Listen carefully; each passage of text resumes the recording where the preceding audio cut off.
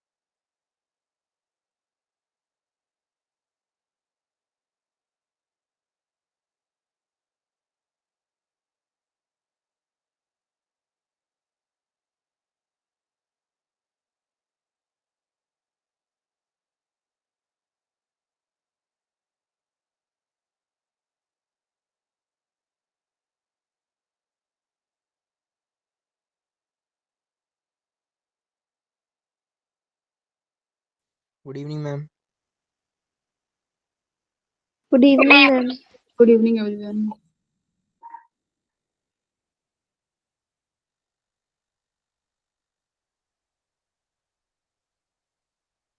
Exam कैसा हुआ कल?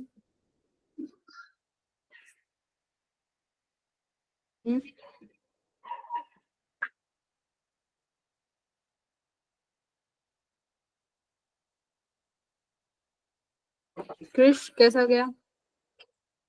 मैम अच्छा नहीं गया। हम्म, कितना स्कोर बना? ओवरऑल बताऊँ? हाँ ओवरऑल बताओ। ओवरऑल तो 86 बना है। ठीक है। फिजिक्स में? मैम चेक करता हूँ। और बाकी के हैं जो जिन्होंने ऑनलाइन दिया है, इशिता, चलो जैस्मिन तो ऑफलाइन आई थी। ऑनलाइन वाले कहाँ हैं?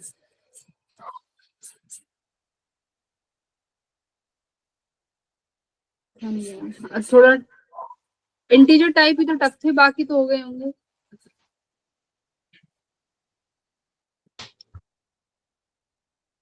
मैम फॉर्मूले याद नहीं आ रहे थे। लोग फॉर्मूले भी नहीं रिवाइज कर गए तुम लोग? मैम रिवाइज करा था। जो रिवीजन क्लास थी उससे थोड़ा बहुत हेल्प मिला? यस मैम, उससे तो मिला था। फिर भी तुम्हें फॉर्मूले याद नहीं रहे। ठीक है, तो हम लोग क्या करेंगे, कल अगली जो क्लास होगी उसमें तुम्हारा जो भी टेस्ट है ना, उसको एनालाइज करेंगे, है ना? कैसे क्वेश्चन आए हैं, क्या था, तो पूरा टेस्ट डिस्कशन होगा, जितने भी 25 क्वेश्चन थे फिजिक्स के।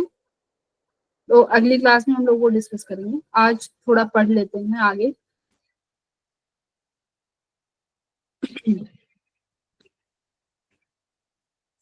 क्या पढ़ना है? फोटो इलेक्ट्रिक इफेक्ट, नया चैप्टर है।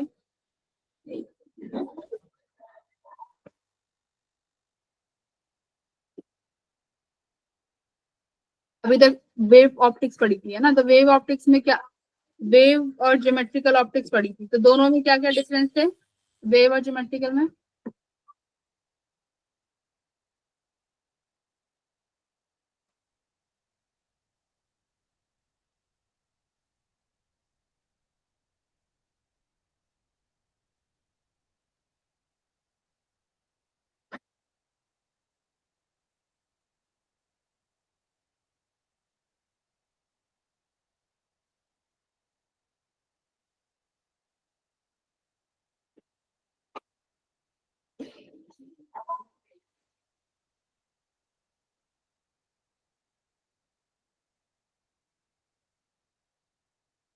ठीक है, तो चैप्टर का नेम है ड्यूअल नेचर एंड रेडिएशन। इस टॉपिक को थोड़ा पढ़ेंगे।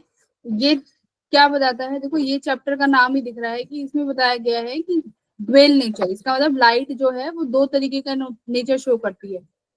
ड्यूअल नेचर यानी लाइट का जो नेचर है वो एज अ वेव भी है, और लाइट का जो नेचर है वो एज अ मैटर भी है, एज अ पार्टिकल भी तुम्हारी जो वेव है वो बिहेव करती है ना? यस ये मैम। बताया। हाँ, तो ये बताया गया है। वेव नेचर तो हम लोग पढ़ चुके हैं कि हाँ वेव नेचर की तरह बिहेव करती है। वेव नेचर तो डिस्कस हो गया। तो वेव नेचर को डिस्कस करने के लिए वेव ऑप्टिक्स पढ़ी थी, जिसमें हाइजेंस प्रिंसिपल और वाईडीएससी जो है उन्होंने प्रूफ किया है। अब क्या होगा, अब एक एक्सपेरिमेंट ऐसा है जो ये प्रूव करेगा कि जो आपकी वेव है वो आप पार्टिकल नेचर की तरह है, मतलब सॉरी, जो लाइट है वो आपका पार्टिकल नेचर भी शो करती है। ये पढ़ेंगे हम लोग। तो लाइट दो तरीके के नेचर शो करती है, वेव, दूसरा आपका नेचर है पार्टिकल। सिमिलरली जो आपका पार्टिकल है, जो मैम मैटर है, स्क्रीन शो नहीं हो रही आपकी। ओ स्क्रीन नहीं दिख रही।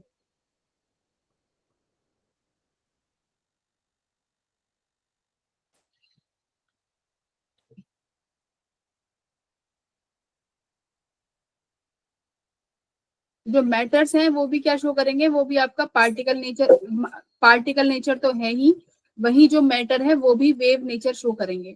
तो मतलब दोनों वाइस वर्सा है, मतलब पार्टिकल वेव भी हो सकता है, सिमिलरली जो वेव है वो पार्टिकल भी हो सकती है, दोनों नेचर हो सकते हैं। तो वही हम लोग यहाँ पे पढ़ेंगे। तो लर्निंग ऑब्जेक्टिव्स में देखो कि क्या क्या पढ़ना है। Photo electric effect, Einstein photo electric equation, photons के बारे में जानेंगे कि इसका नेचर क्या होता है। वेव नेचर ऑफ मैटर ये पढ़ना है। डेविसन जर्मन एक्सपेरिमेंट ये नहीं पढ़ना है ध्यान से। कि ये डिलीटेड टॉपिक है तो ये नहीं पढ़ेंगे। ये लर्निंग ऑब्जेक्टिव्स हैं। अब देखो, अब जो फोटो इलेक्ट्रिक इफेक्ट है ना, ये बहुत बाद में जाके आया है, उससे पहले तो थ्योरीज चलती रही जिन्होंने बताया, है ना। फोटो इलेक्ट्रिक इफेक्ट से पहले वेव नेचर आया, तो फोटो इलेक्ट्रिक इफेक्ट की थ्योरी कहाँ से आई? देखो मैक्सवेल ने जो इक्वेशंस दी थी, है ना, कि लाइट जो है वो इलेक्ट्रिक फील्ड और मैग्नेटिक फील्ड वेक्टर से कैरी करती है, तो वहां से बेसिक स्टार्ट हुआ। जो हमारी मैक्सवेल थे उन्होंने बताया कि जो लाइट है वो ईएम वेव्स की तरह होती है, यानी इलेक्ट्रिक फील्ड वेक्टर अब मैग्नेटिक फील्ड वेक्टर कैरी करती है, ठीक है, ये हमें पता था। उसके बाद क्या हुआ, ये साइंटिस्ट थे हमारे हर्ट्स, ठीक है, इन्होंने ये एक एक्सपेरिमेंट करते हैं, बट ये जो एक्सपेरिमेंट है, इस एक्सपेरिमेंट को जो मेन जो एक होता है ना, एक मेन अच्छी तरीके से मॉडिफाई करके जो प्रेजेंट करते हैं, वो बाद में हुआ काफी जाके। क्या पता चला उस एक्सपेरिमेंट से, देखते हैं हिस्ट्री क्या थी इससे। ये रहा जो मेन अब आता है ना, वो आते हैं हमारे प्लैंक साइंटिस्ट, ठीक है। ये जो प्लैंक होते हैं ये पूरी क्वांटम थ्योरी बताते हैं। क्या बताते हैं कि अभी तक जो हम पढ़ते आ रहे थे वो थी क्लासिकल थ्योरी, जो चीज पढ़ते आ रहे थे क्लासिकल मैकेनिक्स पे सब चीज बेस्ड थी। आए तो उन्होंने बोला कि नहीं, जो ये चीजें हैं इन चीजों के लिए हम लोगों को क्वांटम थ्योरी लगानी है। यानी अगर आप मान लो आपको किसी वेव को पार्टिकल नेचर शो करना है, तो क्लासिकल मैकेनिक्स वर्क नहीं करेगी। जो अभी तक आप न्यूटन के लॉ जो पढ़ते आ रहे हो वो वर्क नहीं करेंगे। उनके लिए एक नई थ्योरी बनाई कि अगर वेव को प्रूफ करना चाहते हैं उसको नई थ्योरी से पढ़ो तब समझ में आएगा। यानी उन्होंने नई थ्योरी का नाम दिया जिसे क्वांटम थ्योरी बोलते हैं, जो कि अभी के लिए बहुत फेमस है। क्वांटम मैकेनिक्स, क्वांटम फिजिक्स, है ना, अब इन्हीं चीजों पे ही वर्क चल रहा है, क्वांटम पे। तो ये आज का एडवांस फिजिक्स है, क्वांटम मैकेनिक्स। तो क्या इन्होंने बोला, देखो दे आर नॉट कॉन्टिन्यूस। जैसे मान लो एक हॉट बॉडी है, अब हॉट बॉडी क्या बोल रहे हैं ये, कि कोई भी बॉडी है, मान लो कोई भी हॉट बॉडी है, वो रेडिएशन इमिट करेगी। रेडिएशन इमिट करेगी उसका मतलब क्या है कि उन रेडिएशन के पास कुछ एनर्जी है, ये प्लैंक ने बताया। ठीक है, कोई भी बॉडी है, हॉट है, और उसमें से रेडिएशन इमिट होंगी, तो उस वो जो रेडिएशन होंगी वो एक एनर्जी कैरी करेंगी। ध्यान से सुनो, उनके पास एक एनर्जी होगी। ये लाइट के लिए भी है कि जो लाइट है, कोई रेडिएशन है, उन सबके पास एक एनर्जी है। इन्होंने सबको एनर्जी से तोला कि कोई भी रेडिएशन है, कोई भी लाइट है, उन सबके पास एक एनर्जी है। अब वो एनर्जी किस पे डिपेंड कर रही है? वो एनर्जी डिपेंड कर रही है उनकी फ्रीक्वेंसी पे।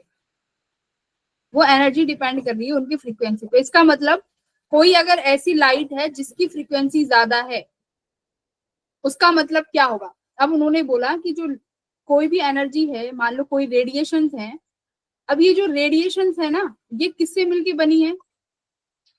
इन रेडिएशन को उन्होंने माना कि एनर्जी तो है। हम अगर हम क्लासिकल मैकेनिक्स में देखेंगे तो वो एनर्जी है, बट अगर क्वांटम की तरफ जाओगे तो हम लोग क्या मानेंगे उस एनर्जी को, कि जो ये एनर्जी है ये डिस्क्रीट पैकेट्स है, मतलब ये पार्टिकल से मिलके बनी हुई है, डिस्क्रीट पैकेट्स से मिलके बनी हुई है, जिन्हें हम बोलेंगे फोटोन्स।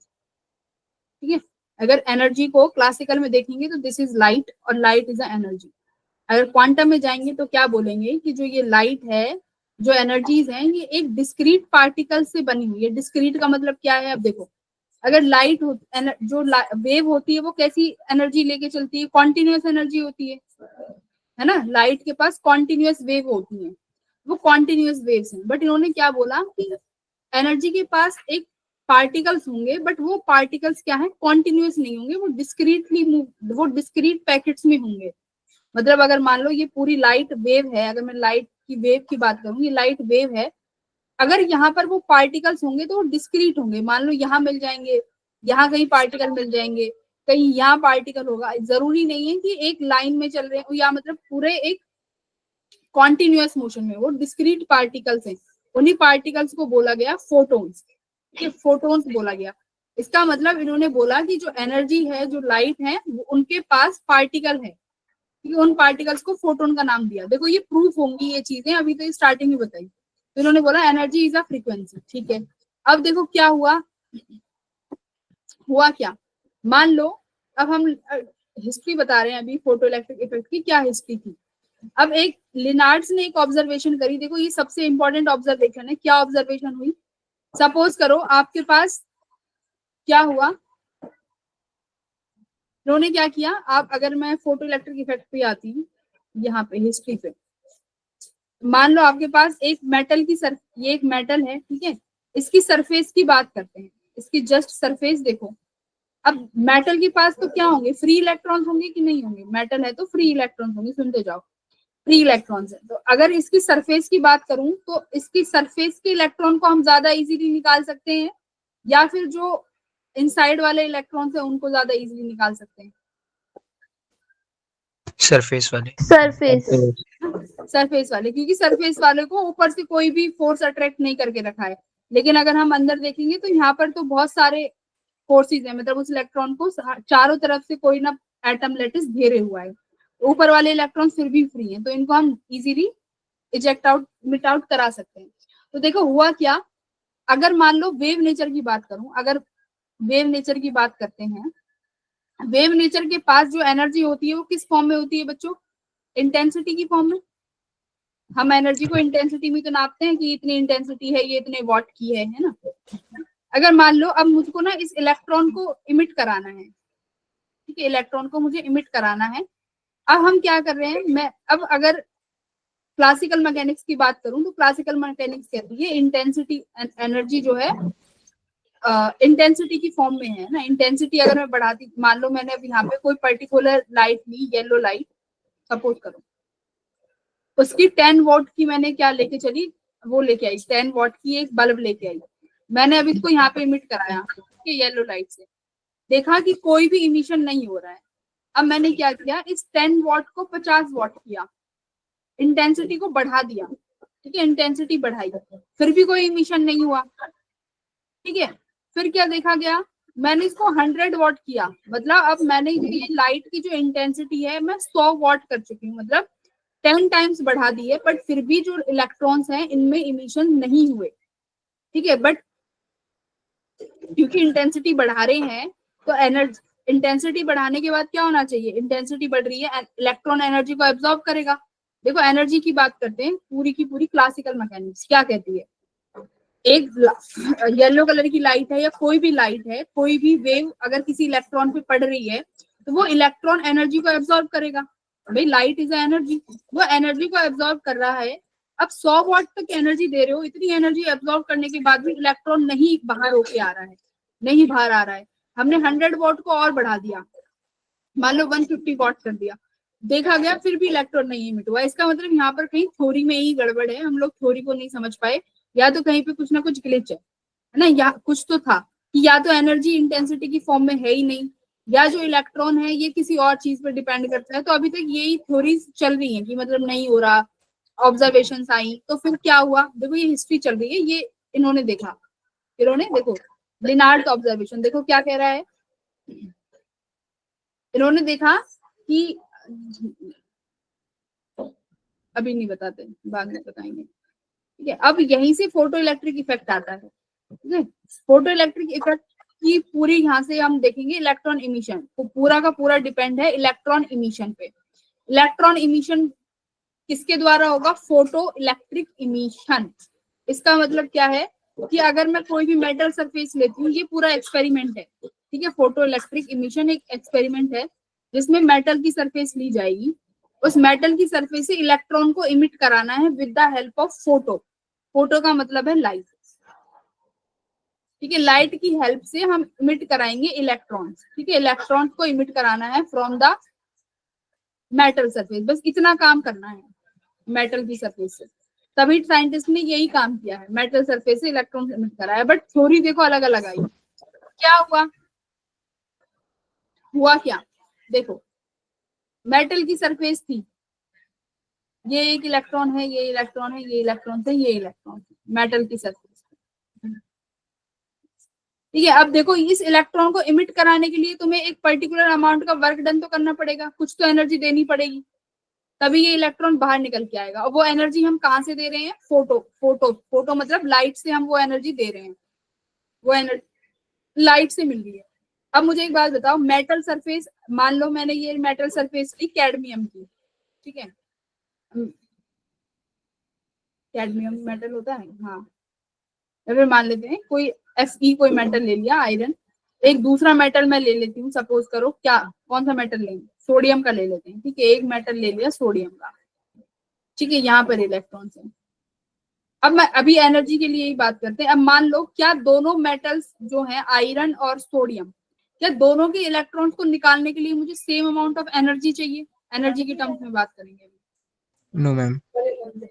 भाई डिफरेंट मेटल्स हैं तो डिफरेंट मेटल्स के लिए मुझे डिफरेंट अमाउंट ऑफ एनर्जी चाहिए होगी, क्योंकि वो पर्टिकुलर उसका है, मान लो वो आयरन का है, वो सोडियम का है, वो कैडमियम का है, वो पोटेशियम का है, तो सबके लिए इलेक्ट्रॉन्स को बाहर निकालने के लिए एक अलग अमाउंट की एनर्जी तो चाहिए, ठीक है। तो उसको क्या बोलेंगे? उसको बोलेंगे बच्चों वर्क फंक्शन। अभी बस टेक्निकल टर्म समझो, वर्क फंक्शन। उसको क्या बोला? वर्क फंक्शन बोला कि अगर मान लो एक मेटल सरफेस है Fe का, अब क्या बोला गया, Fe का मेटल सरफेस है, इससे अगर मुझे इलेक्ट्रॉन निकालना है तो मुझे पर्टिकुलर अमाउंट का एनर्जी तो चाहिए, जिसे हम वर्क फंक्शन बोलेंगे। तो वर्क फंक्शन क्या है? हर मेटल का अलग अलग होगा। क्या लिख रहा है देखो, वर्क फंक्शन क्या डेफिनेशन देखो क्या है इसकी। This is the minimum energy, energy के टर्म्स में देख रहे हैं अभी, this is the minimum energy required by an electron to escape from the metal surface. इसका मतलब क्या है कि अगर वो मैंने मानो आयरन का मेटल लिया है, अभी सुनते जाओ धीरे धीरे समझ में आ जाएगा कि कैसे प्रूफ हुआ। अगर आयरन का मेटल लिया है तो आयरन के इलेक्ट्रॉन को निकलने के लिए एक कुछ अमाउंट की एनर्जी चाहिए, कि मान लो 1 इलेक्ट्रॉन वोल्ट। अगर मैंने सोडियम का अगर मेटल लिया तो उसके इलेक्ट्रॉन को निकलने के लिए मान लो 1.5 इलेक्ट्रॉन वोल्ट की एनर्जी चाहिए। तो मतलब हर किसी को अलग अलग अमाउंट की एनर्जी चाहिए। उसी को क्या बोला है? Work function. और देखो वर्क फंक्शन क्या बोला है, ये डिपेंड करता है कि आप किस चीज का तो मेटल ले रहे हैं और उस मेटल की जो नेचर है उस सरफेस का वो कैसा है। तो वर्क फंक्शन ये हो गया कि हर इलेक्ट्रॉन का एक अमाउंट ऑफ एनर्जी डेफिनेट है कि इतना ही चाहिए तभी निकलेगा, अगर अदरवाइज नहीं निकलेगा। ये सबको पता थी ये चीजें, ये सबको केमिस्ट्री पढ़ी है, सबको पता है पर्टिकुलर इलेक्ट्रॉन की आयनाइजेशन एनर्जी कितनी है एक एटम से निकालने के लिए। तो उसी बेस पे वर्क फंक्शन बताए गए कि इस इलेक्ट्रॉन को निकालने के लिए इतनी एनर्जी तो चाहिए, ठीक है। अब हम लाइट, अगर मैं इंटेंसिटी से बात करूं, इंटेंसिटी की टर्म्स में अगर मैं एनर्जी को देख रही हूँ, तो हम लोग एक पर्टिकुलर इंटेंसिटी से इलेक्ट्रॉन को इमिट नहीं करा पाए, ठीक है। ये देखा गया इलेक्ट्रॉन नहीं इमिट करा पाए। सपोज करो, कैसे सपोज करें, मान लो यही एक मेटल सरफेस है, ये इलेक्ट्रॉन्स है यहाँ पे, क्या किया, येलो लाइट लेते हैं, नहीं वॉयलेट लाइट लेते हैं, ठीक है। वॉयलेट लाइट की 10 वॉट की एनर्जी दे रही हूँ मैं, इंटेंसिटी दे रही हूँ, फिर मैंने इसको 100 वॉट की इंटेंसिटी दी, नहीं हुई, ठीक है। 150 वॉट की इंटेंसिटी दे रही हूँ पर नहीं हो रही है, मतलब इलेक्ट्रॉन इमिट नहीं हो रहा है, उसको जो एनर्जी चाहिए उस इलेक्ट्रॉन को, वो एनर्जी वॉयलेट लाइट से मिल ही नहीं रही है। मतलब कुछ तो है, अगर आप सिर्फ और सिर्फ वॉयलेट लाइट की इंटेंसिटी बढ़ा रहे हैं तो इलेक्ट्रॉन नहीं इमिट हो रहा है। आप ध्यान से सुनना, ठीक है। वॉयलेट ले लिया, ज्यादा है, सुनो।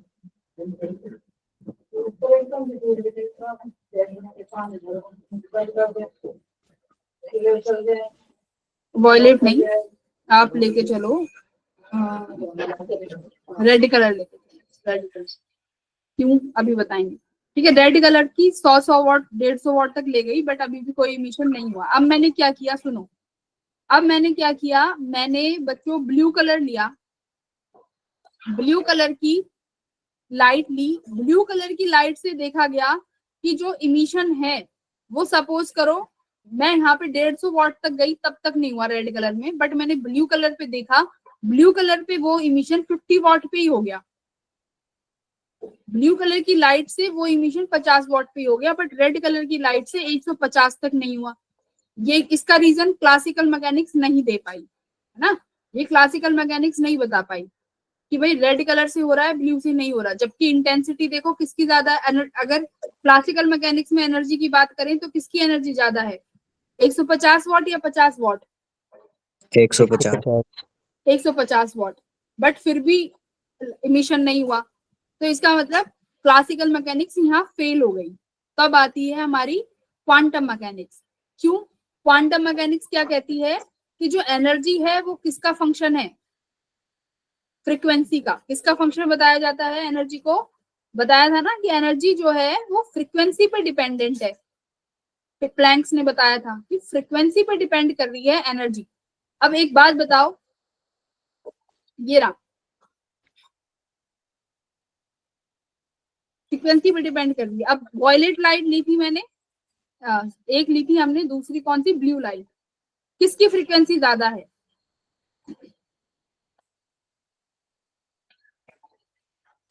वॉयलेट की।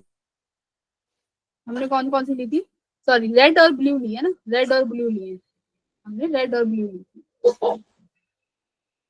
रेड और ब्लू। ब्लू की ज्यादा है। हाँ, रेड और ब्लू। तो रेड पे तो इमिशन नहीं हुआ जबकि 150 वॉट तक चले गए, ब्लू के 50 पे हो गया। क्यों, क्योंकि फ्रीक्वेंसी किसकी ज्यादा थी, ब्लू ब्लू की। की। ब्लू की फ्रीक्वेंसी ज्यादा थी। तो यहीं पे वो चीज आती है कि जो लाइट है उनके पास पार्टिकल्स हैं, मान लो स्मॉल स्मॉल हम लोग डिस्क्रीट पार्टिकल बोलते हैं, वो पार्टिकल्स एनर्जी कैरी करके चलते हैं और उनकी एनर्जी किसके बराबर होती है, उस लाइट की फ्रीक्वेंसी के प्रोपोर्शनल होती है। अगर उस फ्रीक्वेंसी ज्यादा है तो इमिशन हो जाएगा।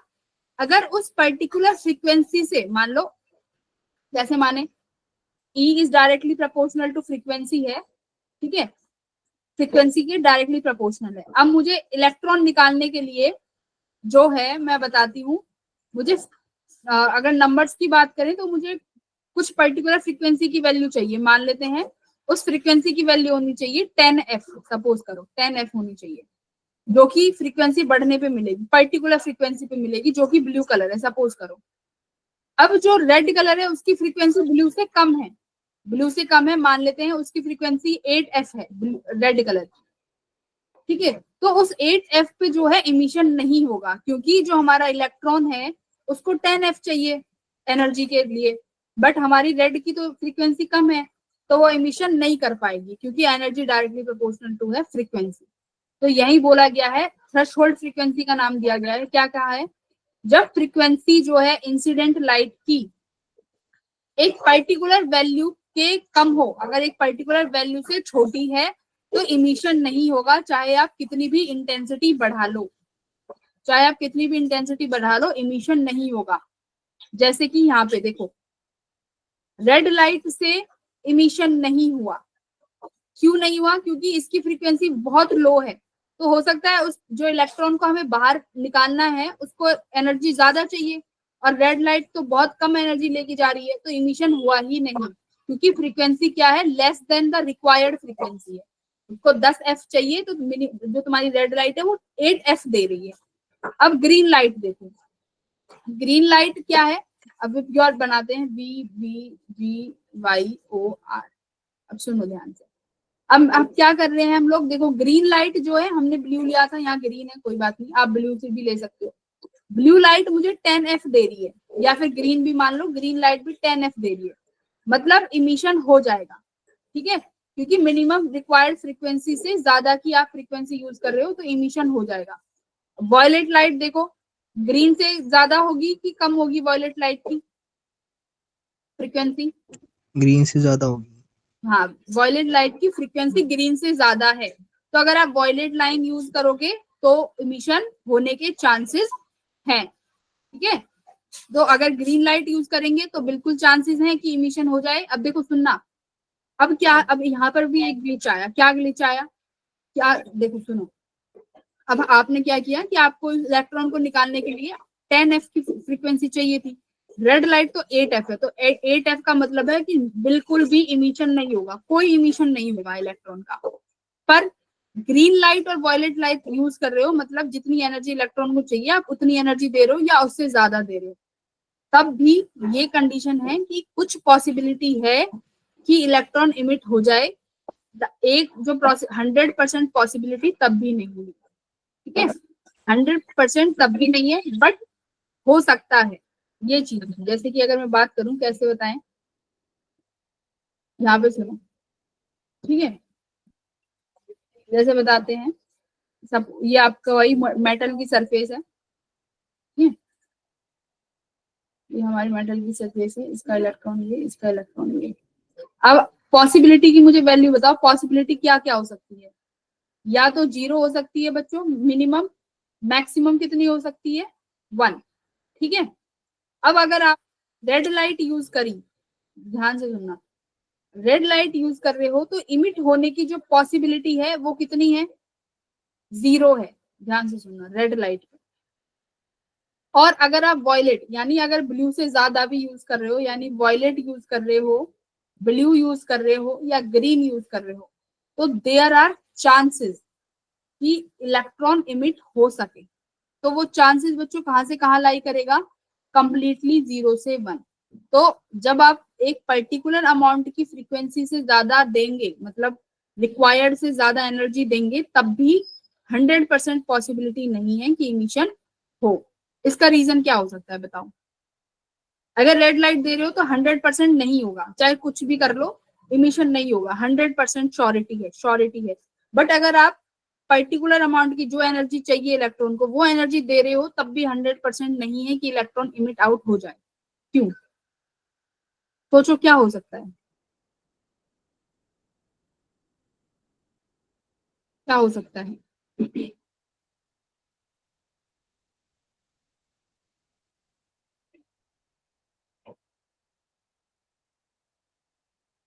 क्या रीजन हो सकता है? देखो इलेक्ट्रॉन लैटिस में है ना, इलेक्ट्रॉन लैटिस में है। अब एक इलेक्ट्रॉन का ही हमें पता है, जो वर्क फंक्शन मैंने तुम्हें बताया वो किसका बताया? एक इलेक्ट्रॉन का, कि एक इलेक्ट्रॉन को बाहर निकालने के लिए इतनी एनर्जी चाहिए। अब एक बात करो, बात सुनो, जो जो इलेक्ट्रॉन है वो कितने सारे एटम्स के साथ जुड़ा हुआ है ना, कितने सारे इलेक्ट्रॉन्स के साथ घिरा हुआ है। तो हो सकता है जो वो इलेक्ट्रॉन एनर्जी रिसीव कर रहा हो, वो क्या हो जा रही हो? डिस्टर्ब हो जा रही हो या डिस्ट्रीब्यूट हो जा रही हो, है ना। तो इस वजह से क्या बोलते हैं कि चांसेस है कि निकल जाए, बट 100% हम लोग कभी नहीं बोलेंगे। ठीक है। अगर क्वेश्चन आता है कि अगर एक इलेक्ट्रॉन का वर्क फंक्शन 10 इलेक्ट्रॉन वोल्ट है, आप 12 इलेक्ट्रॉन वोल्ट की एनर्जी प्रोवाइड करा रहे हैं, तो इलेक्ट्रॉन मस्ट इमिट आउट, ये आता है रीजन, रीजन में आता है इलेक्ट्रॉन मस्ट इमिट आउट। तो हमेशा इस रीजन को मना कर देना कि नहीं, मस्ट तो कभी नहीं होगा। क्या होगा? इलेक्ट्रॉन में इमिट आउट। ठीक है। तो कभी भी मस्ट पे मत जाना, हमेशा किस पे जाएंगे? मे पे जाएंगे। ओके।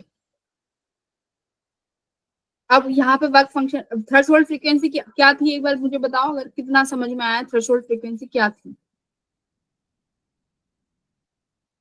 मैम किसी मेटल सरफेस से इलेक्ट्रॉन को एमिट कराने के लिए जो मिनिमम एनर्जी यूज होती है। हाँ, वो फ्रीक्वेंसी की बात है। मिनिमम फ्रीक्वेंसी जो चाहिए, है ना, फ्रीक्वेंसी मतलब अगर मुझे ब्लू कलर की फ्रीक्वेंसी चाहिए, अगर आप ब्लू कलर से कम की फ्रीक्वेंसी दे रहे हैं तो नहीं निकलेगा, कभी भी नहीं निकलेगा। अगर उससे ज्यादा दोगे तो चांसेस है। जैसे कि अब देखो, जिंक की प्लेट की अगर बात करें, तो जिंक प्लेट क्या कह रहा है? ये हमेशा यूवी लाइट्स अगर आप देंगे तो इलेक्ट्रॉन इमिशन हो सकता है। वहीं पे जो अल्कली मेटल्स हैं जैसे सोडियम वगैरह, अब इनकी आयनाइजेशन एनर्जी तुम्हें पता है कितनी कम होती है ना, तो ये सेंसिटिव होते हैं विजिबल लाइट के लिए, तो ये विजिबल लाइट पे इमिट हो सकते हैं। तो ये इन्होंने बताया। अब देखो, फोटो इलेक्ट्रिक इफेक्ट, या हम देख चुके हैं क्या फिनोमिना है फोटो इलेक्ट्रिक इफेक्ट का, कि हमें मेटल प्लेट से क्या निकालना है? मेटल प्लेट से हम लोगों को इलेक्ट्रॉन का इमिशन कराना है, यही फोटो इलेक्ट्रिक इफेक्ट है। ठीक है। अब फोटो इलेक्ट्रिक इफेक्ट ध्यान से सुनना, ऐसा नहीं है कि फोटो इलेक्ट्रिक इफेक्ट आप लाइट, ऐसा नहीं होगा कि आप मान लो यहाँ से कोई ब्लू कलर की टॉर्च जला के खड़े हो और ये यहाँ पे लाइट्स ब्लू कलर की इंसिडेंट हो रही हैं, ठीक है, इलेक्ट्रॉन जो है 1 आवर्स ले रहे हैं इमिट होने में, ऐसा नहीं होगा। जिस इलेक्ट्रॉन को निकलना होगा, जिस इलेक्ट्रॉन को इमिट होना होगा, वो इंस्टेनियस इमिट होगा। ठीक है। तो ये इंस्टेनियस प्रोसेस है, विद इन द 10⁻⁹ सेकंड में जिस इलेक्ट्रॉन को इमिट होना होगा वो इमिट हो जाएगा। तो this is the instantaneous process. ठीक है। When the incident radiation is made exceedingly dim. अब एक चीज मुझे एक बार बताओ, मान लो मैं अगर एक इलेक्ट्रॉन को फोकस करती हूँ, ध्यान से सुनना, तो क्वेश्चन पूछती हूँ, अगर मैं एक इलेक्ट्रॉन ले रही हूँ, ठीक है, सिर्फ एक इलेक्ट्रॉन है, और ये ब्लू कलर की लाइट पे इमिट हो सकता है, ठीक है। अब ब्लू कलर की लाइट के जो पार्टिकल्स है ना, अब मान लो एक ही पार्टिकल आएगा तब भी इमिशन हो सकता है, अब मैं कह रही हूँ 4 पार्टिकल्स आके टकराए इस इलेक्ट्रॉन से, ठीक है, 4 पार्टिकल्स, यानी भाई मैंने क्या बोला अभी, एनर्जी जो है वो डिस्क्रीट पार्टिकल्स से मिलके बनी हुई है, तो वही डिस्क्रीट पार्टिकल्स जो है वो 4 आए और एक ही इलेक्ट्रॉन से टकराए। अब मुझे बताओ क्या हो सकता है, इलेक्ट्रॉन्स के चांसेस क्या हैं? एक की जगह 4 आगे टकरा गए, अब बताओ क्या होगा? मैम 1 से 2 इलेक्ट्रॉन शीट से बाहर आ जाएगा और बाकी 3 से मैम उसको एक काइनेटिक एनर्जी मिल जाएगी जिससे वो मूव करेगा। नहीं, मैंने पूछा चांसेस क्या है, तो चांसेस है कि मैम निकल भी सकता है और नहीं भी, अभी भी यही बात है। अगर पर्टिकुलर एक इलेक्ट्रॉन को टारगेट करोगे, अगर पर्टिकुलर एक इलेक्ट्रॉन को टारगेट कर रहे हो और फिर भी चांसेस नहीं है कि इलेक्ट्रॉन्स निकले, ठीक है, तो वही तो समझा रही थी इतनी देर से। अब वो एनर्जी की टर्म्स में मैं पार्टिकल्स में भी पूछ सकती हूँ कि अगर मान लो एक इलेक्ट्रॉन जो है ब्लू लाइट के एक पार्टिकल के स्ट्राइक होने पे भी निकल रहा है, अब मैंने 4 पार्टिकल स्ट्राइक करा दिए उस इलेक्ट्रॉन के साथ, तो क्या होगा? तो अभी भी आंसर किस में रहना चाहिए? इलेक्ट्रॉन में इमिट आउट, ठीक है, ये आंसर रहना चाहिए। अब आगे क्या कह रहा है, ये एक्सपेरिमेंटल स्टडी है, ठीक है, देखो एक चीज देखो, एक्सपेरिमेंटल स्टडी। अब ना, अभी हमने क्या देखा, एक हमने फ्रीक्वेंसी का देखा कि फ्रीक्वेंसी का काम क्या है, फ्रीक्वेंसी का काम क्या था? एनर्जी देना। भाई इसी इसी की एनर्जी से तो पता चलेगा कि हमारा जो पार्टिकल आ रहा है पर्टिकुलर लाइट का, उसके पास कितनी एनर्जी है, तभी हमारे इलेक्ट्रॉन्स एमिट हो पाएंगे। अब देखो ध्यान से हमने क्या किया, अभी हमने क्या किया बच्चों, हमने एक एक्सपेरिमेंटल स्टडी करी, उसके लिए क्या क्या चीजों की जरूरत पड़ी। एक तो मुझे चाहिए थी फोटो सेंसिटिव प्लेट, मैंने यहाँ पे एक फोटो सेंसिटिव प्लेट ले ली। फोटो सेंसिटिव का मतलब है कि पर्टिकुलर अमाउंट की लाइट आएगी, उससे यहाँ से इलेक्ट्रॉन्स निकलेंगे, ठीक है, फोटो सेंसिटिव है, इसलिए इस प्लेट को इमिटर का नाम दिया गया। इमिटर क्यों? यहाँ से इलेक्ट्रॉन्स रिलीज हो। ध्यान से सुनो, यहाँ पर है एक प्लेट जिसको कनेक्ट कर दिया बैटरी के साथ, तो देखो जो इमीटर है उसको नेगेटिव टर्मिनल से कनेक्ट कर दिया है, दूसरी प्लेट को पॉजिटिव टर्मिनल से कनेक्ट कर दिया है। अब ध्यान से सुनना, जो उसको पर्टिकुलर अमाउंट की फ्रीक्वेंसी चाहिए थी, वो फ्रीक्वेंसी मैं इसको प्रोवाइड करा रही हूँ इस प्लेट को, क्या होगा बच्चों? पर्टिकुलर जिस फ्रीक्वेंसी की लाइट चाहिए थी वो आप लाइट प्रोवाइड करा रहे हैं, तो इलेक्ट्रॉन इमिट होंगे कि नहीं होंगे? होंगे भाई, कुछ कोई तो इलेक्ट्रॉन इमिट होगा, सारे नहीं होंगे, कुछ तो हो रहे होंगे, तो इलेक्ट्रॉन इमिट होंगे। ध्यान से सुनना, इलेक्ट्रॉन्स इमिट हो रहे होंगे, ठीक है, इलेक्ट्रॉन इमिट हो रहे हैं, इलेक्ट्रॉन इमिट होंगे। अब यहाँ पे देखो इस प्लेट का पोटेंशियल क्या है? पॉजिटिव पोटेंशियल, है ना, तो इलेक्ट्रॉन पॉजिटिव पोटेंशियल की तरफ अट्रैक्ट हो जाएंगे और इलेक्ट्रॉन कहाँ चले जाएंगे? इस सर्किट, इस प्लेट से बाहर आ जाएंगे इस बैटरी के पास, तो पूरा अपना अपना सर्किट कंप्लीट करेंगे, तो इसकी वजह से क्या होगा? सर्किट में करंट आ जाएगा। इसी करंट को क्या बोला गया है? Photo current, photo electric current. ध्यान से सुनो, फोटो इलेक्ट्रिक करंट हुआ क्या, एक प्लेट रखी, प्लेट ऐसी थी जिस पर्टिकुलर लाइट की एनर्जी चाहिए थी वो प्रोवाइड कराई, इलेक्ट्रॉन्स निकले, इलेक्ट्रॉन्स पॉजिटिव टर्मिनल पे चले गए, इलेक्ट्रॉन घूम गए पूरे सर्किट में, जिसकी वजह से सर्किट में करंट आ गया। अभी तक इतना हुआ है। अब ध्यान से सुनना, अगर मान लो इसको ब्लू कलर की लाइट चाहिए थी, जो कि 50 वॉट पे भी हो रहा था, सुनना ध्यान से, ब्लू कलर की लाइट पे एमिशन हो रहा है, मैं ब्लू कलर की इंटेंसिटी बढ़ा रही हूँ, ध्यान से सुनो, मैंने ब्लू कलर की इंटेंसिटी बढ़ा दी, क्या होगा? मतलब 50 से आप 200 वॉट कर दी, क्या हो जाएगा? इंटेंसिटी बढ़ाने से क्या होगा?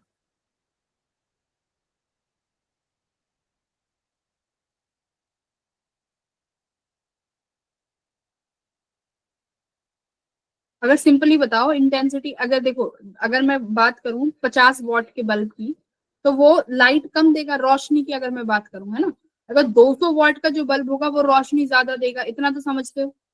Yes ma'am. वो रोशनी ज्यादा देगा, उसके पास एनर्जी ज्यादा है, मतलब सॉरी, एनर्जी ज्यादा नहीं बोलेंगे क्योंकि अभी हम क्वांटम में बात कर रहे हैं, मतलब वो ज्यादा रोशनी दे रहा है, ठीक है। अब होगा क्या, ब्लू लाइट ब्लू कलर की है, अब जो 200 वॉट की लाइट है और जो 50 वॉट की लाइट है, उनके पास, उसके पार्टिकल्स के पास एनर्जी तो सेम है, उनके पार्टिकल्स के पास। बोलो, पार्टिकल्स के पास, भाई ब्लू कलर के पार्टिकल हैं, चाहे 200 वॉट की ले लो चाहे 50 वॉट की ले लो, उनके पार्टिकल्स के पास एनर्जी तो सेम होगी ना, क्योंकि फ्रीक्वेंसी सेम है। ब्लू कलर, भाई समझ रहे हो क्या कह रही हूँ? Yes ma'am.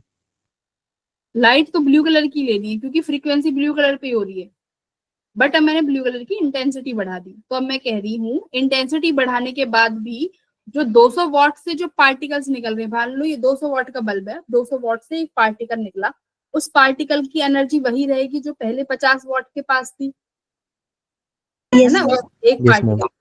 हाँ, तो एक पार्टिकल के पास तो अभी भी उतनी ही एनर्जी है, बट अब होगा क्या, इंटेंसिटी बढ़ाने से जो वो पार्टिकल्स निकल रहे हैं, उन पार्टिकल्स के नंबर बढ़ जाएंगे। समझो इस बात को, मैंने अभी क्या बोला, जब 200 वाट की तुमने बल्ब ली, उसके पास ज्यादा रोशनी है, वो ज्यादा रोशनी दे रहा है, तो इसको ऐसे समझो क्वांटम में कि जो 200 वॉट की बल्ब है उसके पास जो नंबर, जो पार्टिकल्स हम बात कर रहे हैं, डिस्क्रीट पार्टिकल्स, वो पार्टिकल्स 200 वॉट के पास ज्यादा होंगे, यस मैम। है ना। इसको ऐसे समझो कि जो 200 वॉट की एनर्जी, जो 200 वॉट की बल्ब है, उसके पास अब नंबर ऑफ जो पार्टिकल्स हैं, डिस्क्रीट पार्टिकल जिन्हें फोटोन्स बोलेंगे, वो पार्टिकल्स उसके पास ज्यादा हैं। अब उससे क्या होगा, ध्यान से सुनो, अब जैसे ही हम इंटेंसिटी बढ़ाएंगे तो मतलब कि जो ये प्लेट है इस पे ज्यादा से ज्यादा पार्टिकल्स इंसिडेंट होंगे ना। सुनो, पहले 50 वॉट की थी, तो मान लो 50 वॉट से सिर्फ 10 ही पार्टिकल निकल पा रहे हैं पर सेकंड पे, तो 10 पार्टिकल इंसिडेंट हो रहे हैं सिर्फ। अब 200 वॉट कर दी तो अब समझो 4 गुना बढ़ गए, यानी 10 से 4 टाइम्स 40 पार्टिकल्स, तो 40 टाइम्स जो 40 पार्टिकल्स अब पर सेकंड इंसिडेंट हो रहे हैं इस पे, तो अब क्या इलेक्ट्रॉन्स जो इमिट हो रहे होंगे वो बढ़ेंगे कि नहीं बढ़ेंगे, ये बात बताओ। बढ़ेंगे। बढ़ेंगे।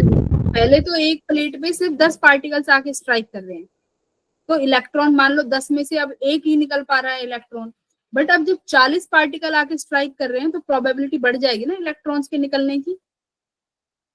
यस यस तो ये देखा गया कि जो सर्किट का जो इलेक्ट्रिक करंट है, इंटेंसिटी बढ़ाने से इलेक्ट्रिक करंट बढ़ गया। अब करंट कब बढ़ेगा, करंट में अभी देखो मुझे नंबर नहीं, हमने अगर एक्सपेरिमेंट किया तो मुझे नहीं पता कि नंबर बढ़ा, इलेक्ट्रॉन बढ़ा, क्या बढ़ा, पर तुम खुद बताओ, जब करंट बढ़े, करंट, ये देखा गया कि जैसे ही मैंने इंटेंसिटी बढ़ाई, इंटेंसिटी बढ़ाते ही मैंने नोट किया कि जो करंट है वो बढ़ गया, एम्पियर्स जो है वो ज्यादा शो कर रहा है रीडिंग को एमीटर। अब करंट क्या मेजर करता है, करंट किसकी वजह से होगा, इलेक्ट्रॉन्स की वजह से, है ना, जितने ज्यादा इलेक्ट्रॉन्स उतना करंट ज्यादा। अब इलेक्ट्रॉन्स, इसका मतलब क्या है कि नंबर ऑफ इलेक्ट्रॉन्स बढ़ गए ना सर्किट में, सर्किट में नंबर ऑफ इलेक्ट्रॉन्स बढ़ गए। तो ऐसे स्टडी करी जाती है कि भाई हाँ, अगर मैंने इंटेंसिटी बढ़ाई तो करंट बढ़ गया। अब करंट किससे बढ़ेगा, कि सर्किट में नंबर ऑफ इलेक्ट्रॉन्स जो रिवॉल्व हो रहे हैं वो बढ़ गए, ठीक है। तो इंटेंसिटी बढ़ाने से इलेक्ट्रॉन्स बढ़े, फिर ये देखा गया कि भाई इलेक्ट्रॉन्स क्यों बढ़े, अब क्यों बढ़े होंगे इलेक्ट्रॉन्स, क्योंकि क्या हुआ होगा,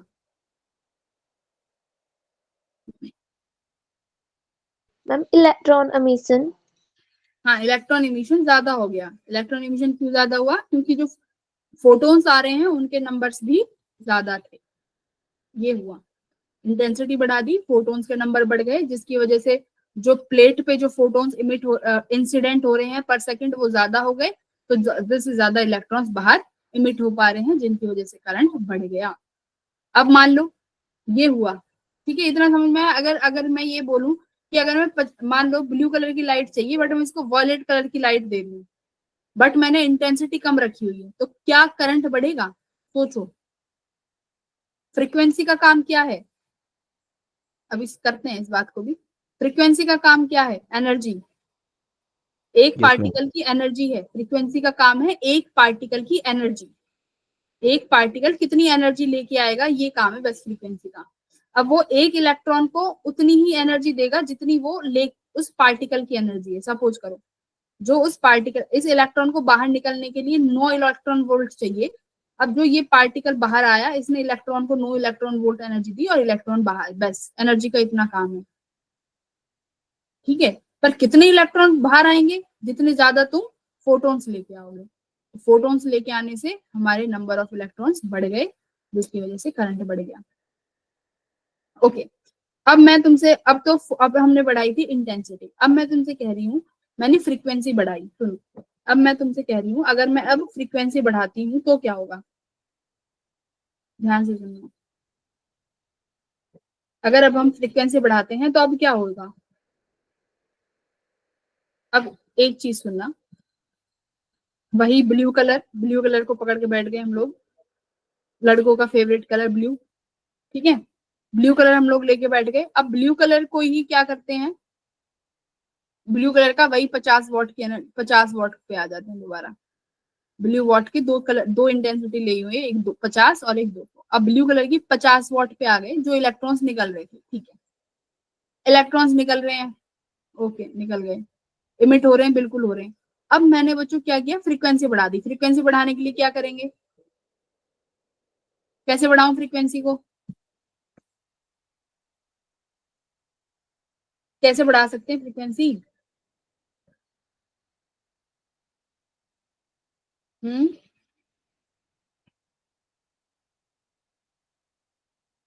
बताओ फ्रीक्वेंसी कैसे बढ़ाएंगे? कह दो मैम लाइट का कलर चेंज कर दो, फ्रीक्वेंसी बढ़ जाएगी, है कि ना? नहीं कि हाँ? यस मैम, बढ़ जाएगी। लाइट का कलर चेंज कर दो, फ्रीक्वेंसी तो बढ़ी गई। फ्रीक्वेंसी बढ़ा दी। अब मैं तुमसे कह रही हूँ मैंने फ्रीक्वेंसी बढ़ाई, अब क्या होगा? अब हुआ क्या, सुनो, मैं अब ये रब कर रही हूँ, ठीक है, जो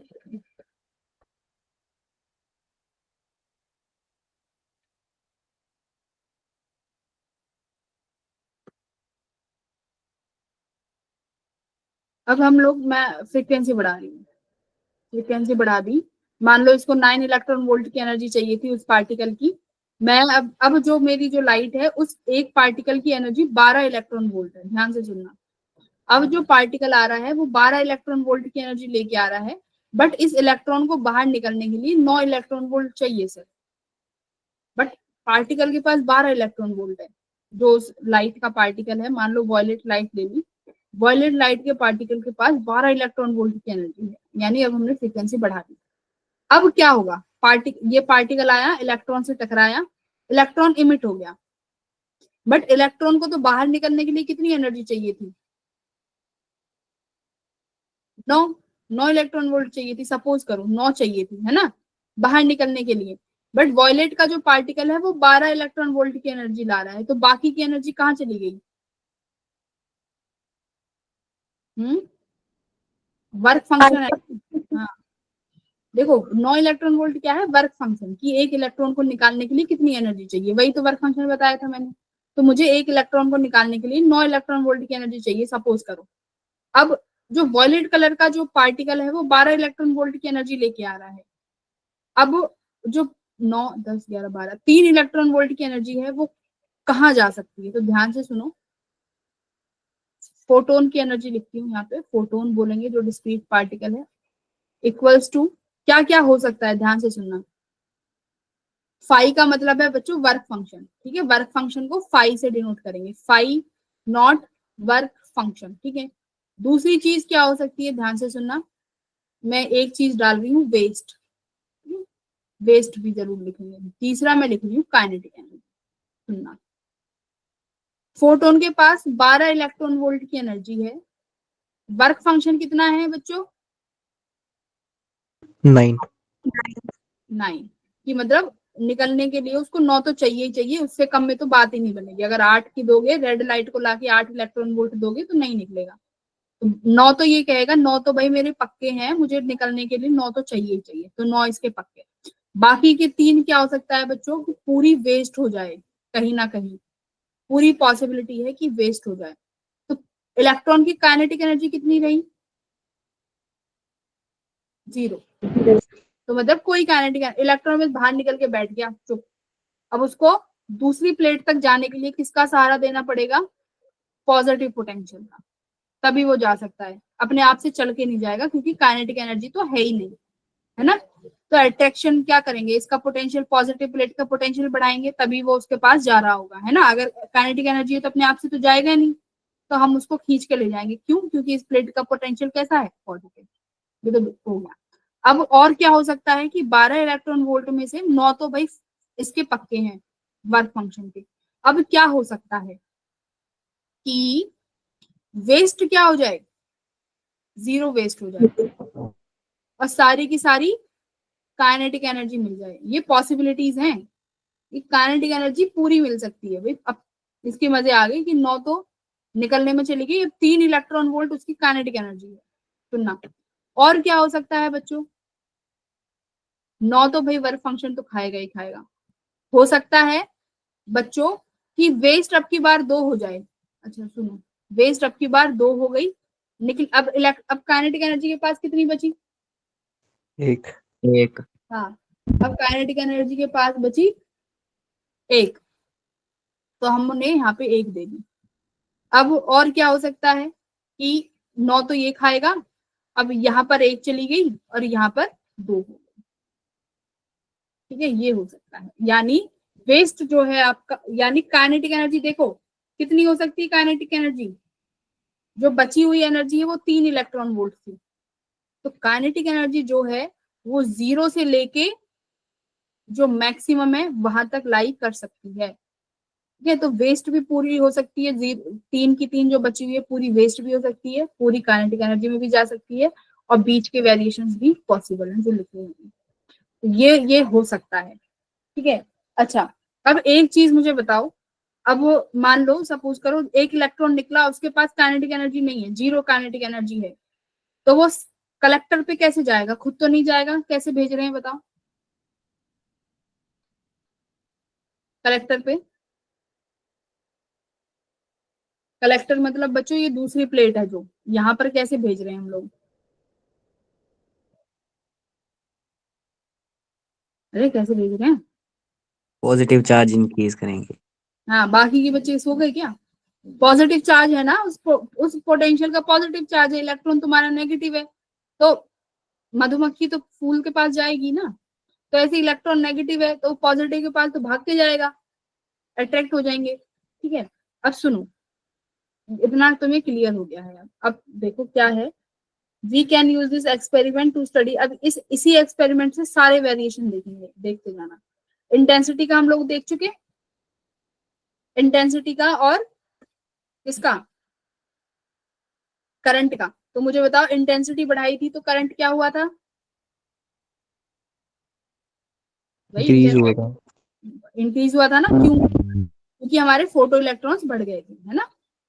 यस मैम। तो जैसे जैसे आप इंटेंसिटी बढ़ाते जाएंगे वैसे वैसे क्या होता चला जाएगा, फोटो इलेक्ट्रिक करंट बढ़ता चला जाएगा। पर ध्यान रखना ये इंटेंसिटी जो है उसी लाइट की होनी चाहिए, थ्रेशोल्ड फ्रीक्वेंसी वाली। ठीक है, थ्रेशोल्ड तो होना ही चाहिए वरना तो होगा ही नहीं क्वेश्चन। तो अगर थ्रेशोल्ड फ्रीक्वेंसी की लाइट यूज कर रहे हैं, इंटेंसिटी बढ़ाते जा रहे हैं, तो आपका जो करंट है वो लीनियरली बढ़ता चला जाएगा। तो ये ग्राफ आपका आ गया। ओके, अब क्या है, अब देखो सैचुरेशन करंट क्या होता है। सैचुरेशन करंट क्या है, मान लो जो भी आपको इंस्टेंट, मैंने क्या बोला, इंस्टेंटेनियस प्रोसेस है, जिस इलेक्ट्रॉन को निकलना होगा वो निकल जाएगा। ठीक है, अब जो आप लाइट आपने इंटेंसिटी बढ़ाई, पार्टिकल्स आ रहे हैं, स्ट्राइक कर रहे हैं, अब देखो इलेक्ट्रॉन्स निकल रहे हैं, ठीक है, इलेक्ट्रॉन्स इमिट हो रहे हैं। अब इलेक्ट्रॉन्स एक टाइम पे, जब सारे इलेक्ट्रॉन्स इस प्लेट पे पहुंच गए, एनोड पे, ठीक है, इस प्लेट पे पहुंच गए और इस प्लेट से पूरे सर्किट में बाहर आ गए, तो एक टाइम के बाद करंट क्या हो जाएगा, सैचुरेट हो जाएगा, है ना। एक टाइम के बाद करंट कहाँ पहुंच जाएगा बच्चों, सैचुरेट हो जाएगा। ठीक है, इसको बोलेंगे सैचुरेशन करंट।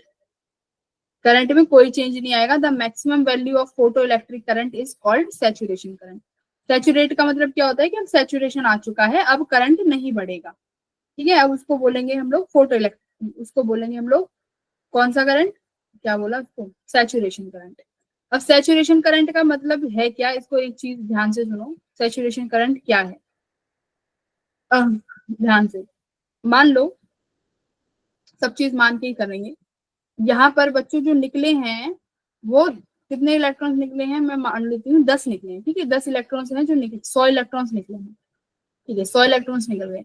अब देखो, अब क्या कह रहे हैं ये लोग, ये कह रहे हैं कि जो पहले, अब हम लोग क्या कर रहे हैं, हम लोग पोटेंशियल बढ़ा रहे हैं, कौन सी प्लेट का, ए प्लेट का, ध्यान से सुनना, ये ए प्लेट का पोटेंशियल बढ़ा रहे हैं, ठीक है। 100 इलेक्ट्रॉन्स आपके इमिट हो चुके हैं। अब देखो, अब पोटेंशियल बढ़ाने से क्या होगा कि बहुत सारे इलेक्ट्रॉन्स हैं जो इमिट हो रहे हैं, अब क्योंकि आपने इंटेंसिटी बढ़ाई है, इलेक्ट्रॉन्स बहुत सारे इमिट हो रहे हैं। तो अब पोटेंशियल बढ़ाने से क्या होगा, जो इलेक्ट्रॉन्स है वो फास्ट पहुंचेंगे ना ए टर्मिनल पे। Yes, ma'am. ए टर्मिनल आप पोटेंशियल बढ़ा रहे हो, इलेक्ट्रॉन्स हैं, अब देखो इलेक्ट्रॉन बहुत सारे हैं, वो बहुत सारे इलेक्ट्रॉन इकट्ठे हो गए।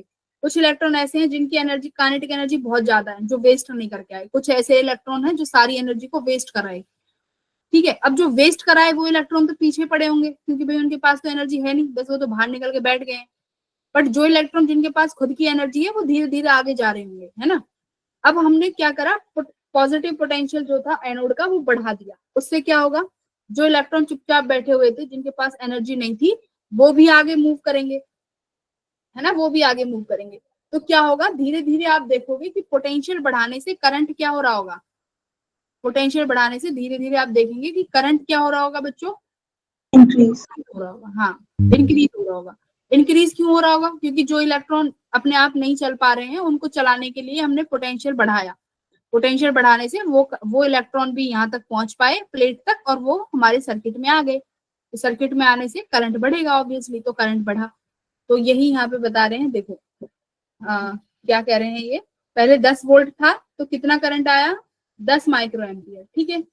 20 वोल्ट करने से कितना करंट आया बच्चों, 20 माइक्रो एम्पियर। क्यों आया है ये, रीजन बताओ इसका, रीजन क्या है इसका, कि जो इलेक्ट्रॉन्स नहीं पहुंच पा रहे थे वो भी अब ए एनोड पर पहुंच पा रहे हैं, ये रीजन। अगर कोई कहे कि ज्यादा इलेक्ट्रॉन इमिट हो रहा है तो नहीं, इमिशन का कोई काम नहीं है, यहाँ पर बस इलेक्ट्रॉन को अट्रैक्ट कराया जा रहा है, इतना ध्यान रखना, ठीक है, पोटेंशियल बढ़ा बढ़ा के। अब सैचुरेशन देखो, 30 वोल्ट बढ़ाया तो 30 माइक्रो एम्पियर हो गया। अब देखो 40 के बाद भी 30 माइक्रो एम्पियर है, अब करंट में कोई चेंज नहीं आया, रीजन, रीजन क्या है, कोई चेंज नहीं आया। अब क्यों नहीं आया, करंट क्यों स्टॉप हो गया, बताओ, पोटेंशियल बढ़ाने से भी आपका करंट क्यों नहीं बढ़ रहा है अब,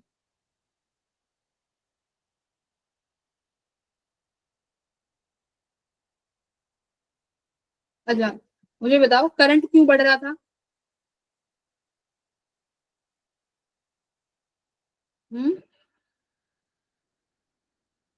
मैम इलेक्ट्रॉन अट्रैक्ट हो रहे थे शीट से इसलिए।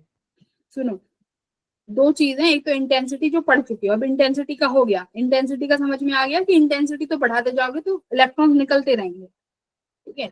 अब क्या है, अब हम देख रहे हैं पोटेंशियल को बढ़ा बढ़ा के, पोटेंशियल के बढ़ाने से करंट पे क्या होगा, वेरिएशंस देख रहे हैं। तो पोटेंशियल के बढ़ाने से एक हद तक करंट बढ़ा है, उसके बाद नहीं बढ़ा। वो एक हद तक बढ़ा क्यों है, क्योंकि जो इलेक्ट्रॉन्स नहीं पहुंच पा रहे थे वो पहुंच गए एनोड तक, ठीक है, इस वजह से करंट बढ़ा है। बट उसके बाद क्या हो गया, देखो उसके बाद क्या हो गया, क्या हो गया, सैचुरेट हो गया। क्या सैचुरेट, क्या इंटेंसिटी के टर्म्स में सैचुरेशन आया है, देखो ग्राफ देखो, क्या यहाँ सैचुरेशन है, नो मैम। यहाँ नहीं है सैचुरेशन, क्यों, क्योंकि आप इंटेंसिटी बढ़ाते जाओ इलेक्ट्रॉन्स निकलते जाएंगे, करंट बढ़ता रहेगा, है ना, क्योंकि करंट तो इलेक्ट्रॉन पे डिपेंड करेगा। तो आप इंटेंसिटी बढ़ाते जाओ, करंट मिलता जाएगा ज्यादा से ज्यादा। बट यहाँ सैचुरेशन आ गया, क्यों, क्योंकि ये तो जो इलेक्ट्रॉन्स निकल चुके हैं उन्हीं को मूव करा रहा है बस, है ना, ये तो बस मूव करा रहा है। तो जो मैक्सिमम इलेक्ट्रॉन्स निकले हैं, जैसे ही सारे के सारे इलेक्ट्रॉन्स पहुंच गए ए पे, अब और इलेक्ट्रॉन्स कहाँ से लाएं, सारे तो पहुंच गए, अब इलेक्ट्रॉन्स तो है ही नहीं। 100 इलेक्ट्रॉन थे, अब 100 के 100 पहुंचा दिए तुमने, मान लो सब क्या हुआ, ध्यान से सुनो, 10 पे लेते हैं, मैंने क्या बोला था कि 100 इलेक्ट्रॉन है टोटल। जब 10 वोल्ट था बच्चों पोटेंशियल, तो ए प्लेट तक सिर्फ और सिर्फ समझो 50 ही इलेक्ट्रॉन जा पा रहे हैं, ठीक है, बाकियों को और भी एनर्जी चाहिए, बाकी जो है जो उनके पास कोई एनर्जी नहीं है तो उन्हें तो ज्यादा एनर्जी चाहिए होगी। तो 10 वोल्ट पे सिर्फ 50 पहुंच पाए, अब तुमने 20 वोल्ट बढ़ा दिया तो अब मान लो 50 की जगह 70 पहुंच गए, है ना, 70 पहुंच गए। अब 30 तो अभी भी बचे हैं जो नहीं जा पा रहे बेचारे, है ना, 30 तो अभी भी बचे हैं। अब आपने बच्चों 30 वोल्ट कर दिया, अब 30 वोल्ट से 100 के 100 पहुंच गए, अब 100 के 100 पहुंच गए। अब तुम इस 30 को चाहे 50 कर दो, क्या करंट बढ़ेगा? बताओ। No, ma'am. नहीं बढ़ेगा ना, क्योंकि जितने इलेक्ट्रॉन थे सब यूज हो गए, सारे पहुंच गए। अब कहाँ से बढ़ाएं करंट? अब तो नहीं बढ़ेगा। तो यही चीज है कि आप अब कितना भी बढ़ा लो, अब नहीं बढ़ेगा आपका करंट। ठीक है, सैचुरेशन। अब समझ में आया कि effect of potential on photo electric effect. इतना ठीक है कि अगर Yes, पॉजिटिव ma'am. पोटेंशियल को का फोटो इलेक्ट्रिक करंट पे क्या इफेक्ट है। तो क्या ग्राफ बनना चाहिए बताओ? इधर मैं पोटेंशियल बनाती हूँ और इधर बनाते हैं करंट आई। पहले तो बढ़ेगा और फिर ऐसे, है ना? ये कुछ ग्राफ आना चाहिए। Yes, ma'am. ठीक है, देखते हैं ग्राफ को होगा भी होना चाहिए।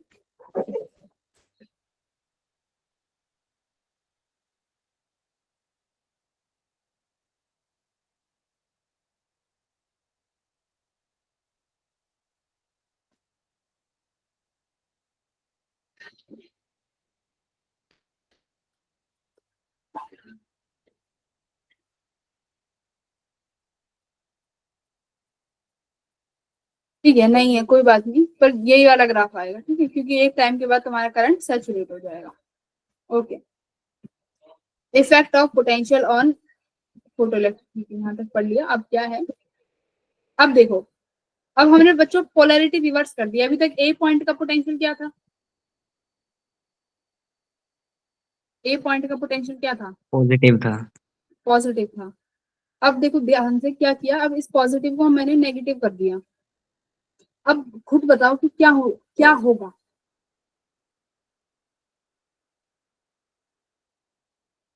नेगेटिव कर दिया। अब सिर्फ और सिर्फ कौन से इलेक्ट्रॉन पहुंच रहे होंगे? कौन इलेक्ट्रॉन थे?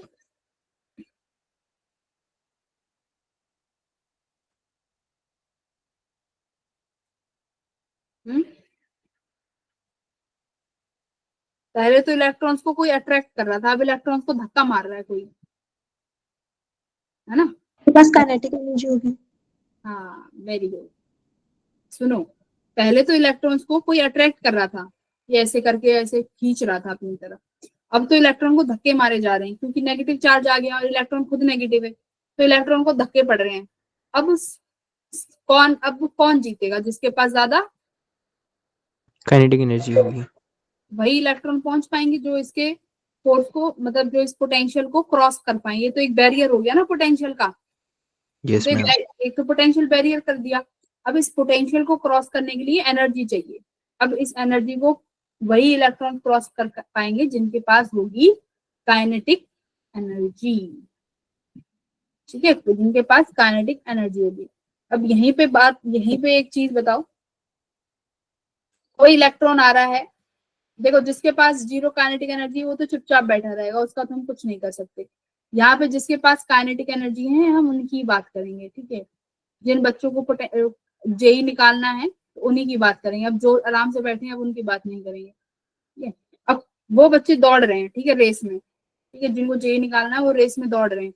अब अब रास्ते में तो वो आएंगी, बैरियर्स आएंगे। अब उन बैरियर्स को कौन क्रॉस कर पाएगा? जिनके पास ज्यादा एनर्जी है ना, जिनके पास ज्यादा वो है, जिसको बोलते हैं ना एक चाह होती है पाने की, वही उस बैरियर को क्रॉस कर पाएंगे, वरना सारे के सारे कहाँ हो जाएंगे? रुक जाएंगे। ठीक है, तो ऐसे ही इलेक्ट्रॉन्स के साथ होगा। तो इलेक्ट्रॉन्स यानी उस बैरियर को वही इलेक्ट्रॉन कर पाएगा जिसके पास काइनेटिक एनर्जी ज्यादा है। ओके, अब मुझे बताओ काइनेटिक एनर्जी कैसे बढ़ाएंगे? Intensity increase, frequency increase. हाँ, काइनेटिक एनर्जी तो फ्रीक्वेंसी से थी ना, तो अब काइनेटिक एनर्जी हम फ्रीक्वेंसी से बढ़ा सकते हैं, क्योंकि चांसेस है ये तो 9 पे निकलेगा बट हम तो 12 दे रहे हैं, तो चांसेस है कि 3 काइनेटिक एनर्जी में चला जाए। ठीक है, तो इसको अब सुनो मेरी बात। अब एक बात इतना ठीक है समझ में आया कि अब पोटेंशियल नेगेटिव पोटेंशियल धक्का देगा। अब सुनो, अब क्या कर रहे हैं ध्यान से देखना। ये पोटेंशियल अभी नेगेटिव में कितना है? 20 वोल्ट। ठीक है, अब देखो मैंने इसको नेगेटिव में 40 कर दिया, नेगेटिव में 60 कर दिया। नेगेटिव में 80 कर दिया, तो करंट भी देखते जाना, 20 पे तो 20 है, नेगेटिव की 40 पे करंट 10 है, नेगेटिव की 60 पे करंट 5 है, और नेगेटिव की 80 पे करंट 0 है। मुझे अब इसका वो बताओ एक्सप्लेनेशन, तुम्हें सबको पता है, यू ऑल नो, सोचो जरा, बताओ।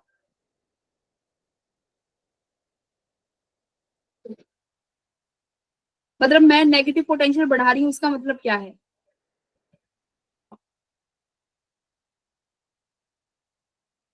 जब मैं मैम उसकी वजह नेगेटिव, से एनोड पे भी एक पोटेंशियल जनरेट होगा जो रिपेल करेगा उसको, हाँ इलेक्ट्रॉन्स को अपनी शीट हाँ पे आने से। हाँ, मतलब मैं नेगेटिव पोटेंशियल बढ़ा रही हूँ, कि नेगेटिव पोटेंशियल बढ़ाती जा रही हूँ, मतलब अब जब 20 वोल्ट है तो मतलब अभी भी पोटेंशियल कम है, तो कुछ इलेक्ट्रॉन्स तो होंगे जो क्रॉस कर पा रहे हैं, तो करंट अभी भी 20 माइक्रो एम्पियर है। अब देखो, मतलब ऐसे समझो इसको कि पेपर है, पेपर को अभी थोड़ा सा डिफिकल्ट बनाया है, तो 20% बच्चे पास कर गए। अब क्या हुआ, पेपर को और नेगेटिव कर दिया, मतलब पेपर को और ज्यादा टफ बना दिया, तो कितने बच्चे पास कर पाएंगे उस बैरियर को? सिर्फ 10%, मतलब और कम हो गया, 20 से अब सिर्फ 10 बच्चे पास कर पा रहे हैं। अब मैंने उस पेपर को और टफ बना दिया, मतलब मैंने अब 40 से 60 कर दिया उस नेगेटिव को, तो कितने बच्चे पास कर पाएंगे? सिर्फ 5 बच्चे पास कर पा रहे हैं। ठीक है, अगर मैं चाहती ही नहीं, अगर जेई चाहता ही नहीं कोई बच्चे पास करे, तो वो इतना नेगेटिव कर देगा कि एक भी बच्चा पास नहीं होगा, मतलब एक भी इलेक्ट्रॉन नहीं उस बैरियर को क्रॉस कर पाएगा, तो करंट कितना पहुंच गया? 0 वोल्ट। ठीक है, अब इसी पोटेंशियल को बच्चों क्या बोलते हैं? Stopping potential. इस पोटेंशियल को क्या बोलेंगे? Stopping potential. क्यों? क्योंकि अब इसने, इस पोटेंशियल ने क्या कर दिया? सारे इलेक्ट्रॉन्स को स्टॉप कर दिया, है ना, कि अब उसको कोई भी, ये बैरियर है, सपोज करो इलेक्ट्रॉन्स आ रहे हैं, अब किसी भी इलेक्ट्रॉन के पास इतनी एनर्जी नहीं है जो इस बैरियर को क्रॉस करके चला जाए। ठीक है, तो इस पोटेंशियल को क्या बोला गया है बच्चों? Stopping potential. क्लियर है? तो स्टॉपिंग पोटेंशियल क्या है? कितना प्लेट ए को नेगेटिव कर दें कि करंट 0 हो जाए सर्किट का। बताओ, ये सारी वेरिएशन समझ आई? Yes ma'am. क्योंकि थ्योरी का चैप्टर था, और मॉडर्न फिजिक्स में बता रही हूँ, wave optics, modern physics, nuclear, atom, geometrical optics भी लगा लो, पर उसको आगे चलो हटा देते हैं। ये चार जो चैप्टर है ना, वेव से लेके atomic physics, nuclear physics, modern physics, देखो 4 से 5 सवाल आते हैं हर साल, फ्री के नंबर देके जाते हैं, अगर तुमने कॉन्सेप्ट क्लियर रखे, फ्री के नंबर। बस अगर पीवाई क्यू लगा लिए तो समझो बेड़ा पार है तुम्हारा, इन 4 चैप्टर को बार बार नहीं पढ़ना पड़ेगा। बट थ्योरी के सवाल आते हैं तो कॉन्सेप्ट को ध्यान से समझना बहुत जरूरी है। हाँ, तो अब मुझे बताओ नेगेटिव पोटेंशियल क्या है?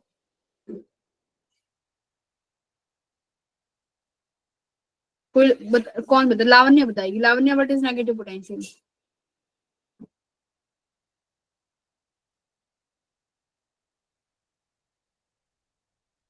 लावण्य की नहीं है तो लावण्य बताओ, नेगेटिव पोटेंशियल बताओ बच्चा।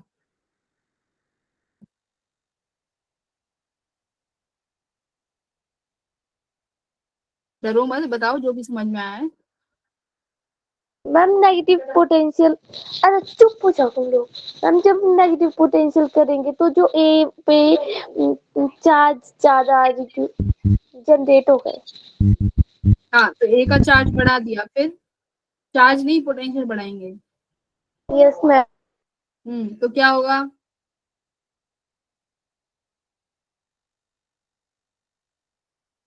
लावण्य, अब तुम बताओ, रश्मि बताओ। ऐसे मैं पूछने आती हूँ, छोड़ के जाने लगते हैं क्लास को, ऐसे बच्चे हैं। रश्मि बताएगी? मैं बताती हूँ, इस क्लास में मैं बताती हूँ, बस 3 ही बच्चे, 4 ही बच्चे पढ़ने आते हैं। एक आयुष पढ़ने आता है, एक अनिरुद्ध भी पढ़ लेता है, जैस्मिन पढ़ने आती है, और एक कृष पढ़ने आता है, बाकी कोई नहीं बोलता। अंजलि, अंजलि बच्चा बताओ, अगर मैं ए पोटेंशियल को नेगेटिव करती जाऊंगी तो क्या हो जाएगा? मैम करंट डिक्रीज होता जाएगा।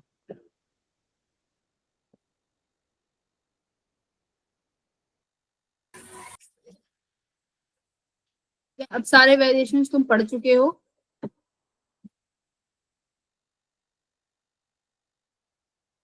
ग्राफ देख लो, ग्राफ इसमें बड़ा सा बेकार सा है।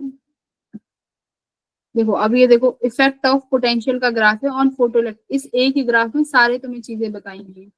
ये ग्राफ इतना सुंदर है कि मुझे दिख भी नहीं रहा है।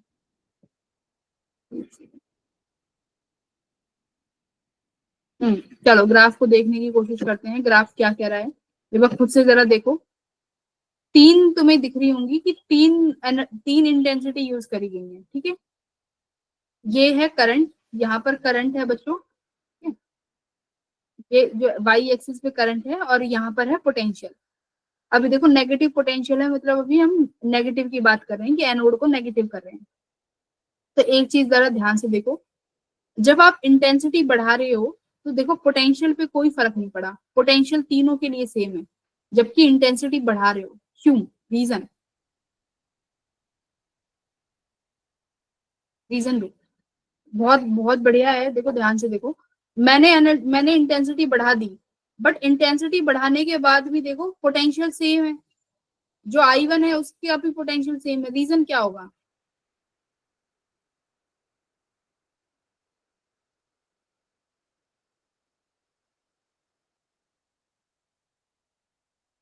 मैम फ्रीक्वेंसी बढ़ाने से पोटेंशियल पे कोई डिफरेंस, वो वेरिएशन नहीं आएगा उससे। फ्रीक्वेंसी नहीं, इंटेंसिटी।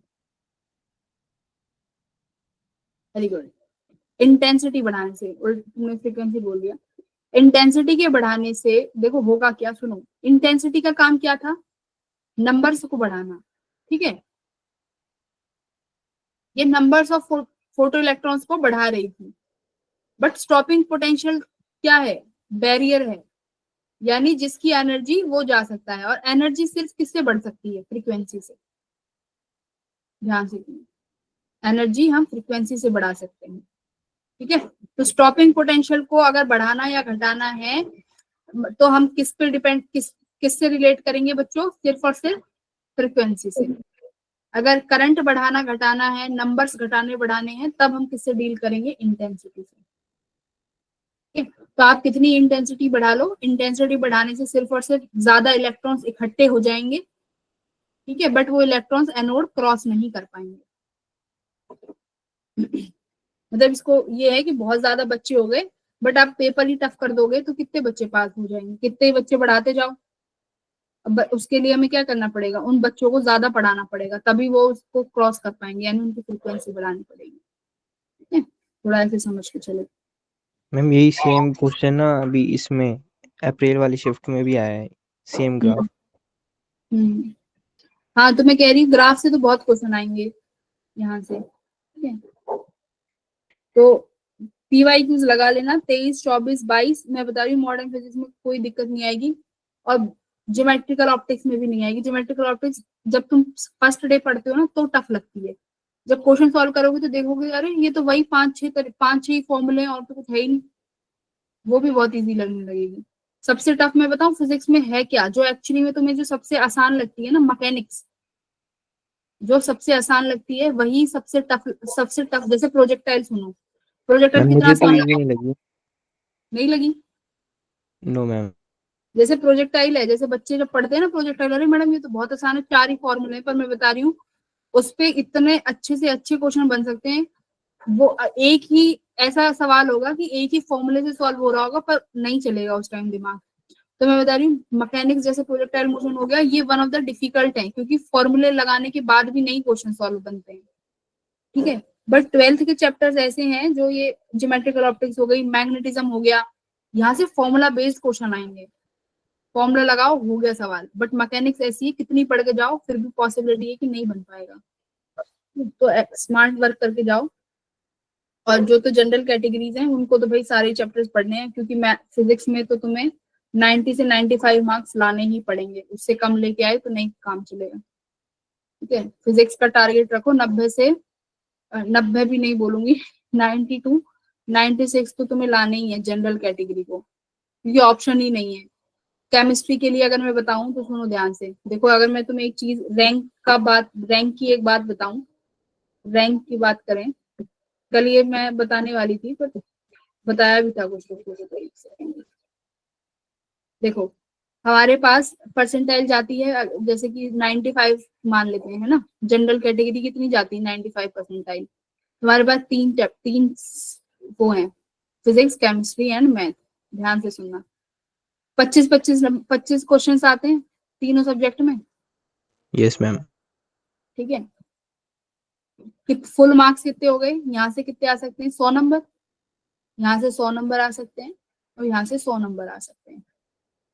अब देखो, मैथ का पेपर आता है टफ, रियलिटी है, मैथ्स के पेपर जेई के टफ बन रहे हैं, टफ ही आते हैं, ठीक है।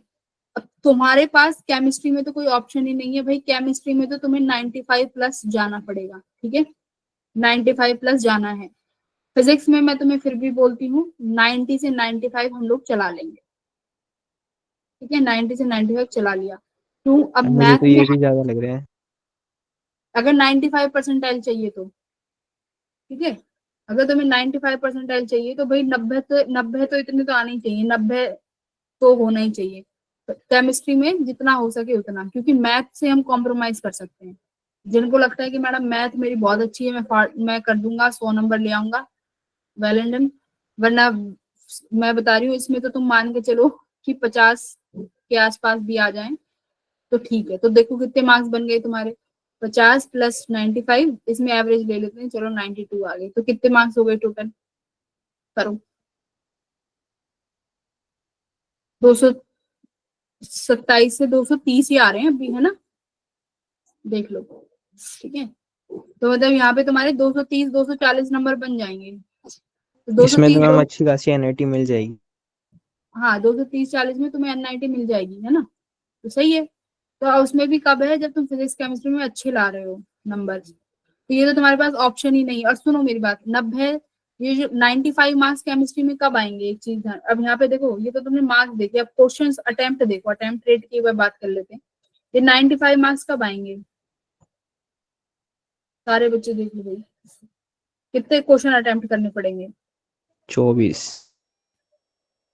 ऑप्शन बचा कोई चैप्टर छोड़ने का? No ma'am. पर ये है कि हम लोग क्या कर सकते हैं, कोई ऐसा कुछ चैप्टर हो जहां से पिछले बहुत सालों से सवाल ना आए हो, वो छोड़ के जा सकते हैं, क्योंकि वहां से मैक्सिमम बच्चे छोड़ के जाएंगे। तो हम लोग ये कर सकते, हम ना पता है टॉपिक छोड़ सकते हैं, ये एक बात हमेशा ध्यान रखना। जैसे फिजिक्स में बताऊं तो हम लोग टॉपिक छोड़ सकते हैं। अगर तुम मुझसे कहो कि मैडम बता दो चैप्टर कौन सा छोड़ना है, तो फिजिक्स में कोई चैप्टर, टू बी ऑनेस्ट, अगर तुम्हें इतने मार्क्स लाने हैं तो नहीं छोड़ना कोई भी चैप्टर। टॉपिक बहुत सारे हैं, टॉपिक बहुत सारे छोड़ो, बट चैप्टर सारे पढ़ना, ये होता है। तो अब तुम चैप्टर वाइज मत जाओ, जो जनरल कैटेगरी है, अब तुम जाओ टॉपिक वाइज कि मैडम कौन से चैप्टर में कौन सा टॉपिक पढ़े, ये एनालाइज करो। तो मतलब तुम्हें 23-24 तो भाई करने ही है अटेम्प्ट, कोई ऑप्शन नहीं तुम्हारे पास, ठीक है, जेई जनरल कैटेगरी। तो अब सीरियस हो जाओ पढ़ाई के लिए, ठीक है। बाकी अब अगली क्लास में पढ़ेंगे, मेजर टॉपिक्स तो हो गए हैं। ऑल द बेस्ट बच्चों। मैम अगर आप सीरियस होंगे तो हो जाएगा। अब होंगे, उससे पहले क्या कर रहे थे सुरेश? नहीं मैम, आप बोल रहे हो ना, आप सीरियस हो जाओ। अब मतलब ज्यादा सीरियस हो जाओ, सीरियस तो पहले से ही होना पड़ेगा। अब तुम ऐसे ही बैठे हो कि मैडम एक बार भी कुछ नहीं पढ़ा, तो नहीं होगा। देखो अगर पढ़ा है, time to time question practice करेंगे, अभी भी बहुत कुछ हो सकता है, ठीक है। 2-3 मैम महीने में। पर 11th तो बहुत ज्यादा वीक है अभी तो। अभी 12th तो पकड़ो, अभी 11th के लिए 2 महीने हैं, रिवीजन क्लासेस चलेंगी। रिवीजन से नहीं होगा ना। अच्छा, बिल्कुल ही नहीं पढ़ा है मतलब? बोर्ड्स लेवल पढ़ा है। ओके, प्रैक्टिस नहीं करी है? Yes ma'am. कोई दिक्कत नहीं। अब मतलब वो तीनों सब्जेक्ट में 11th बिल्कुल नहीं टच करी?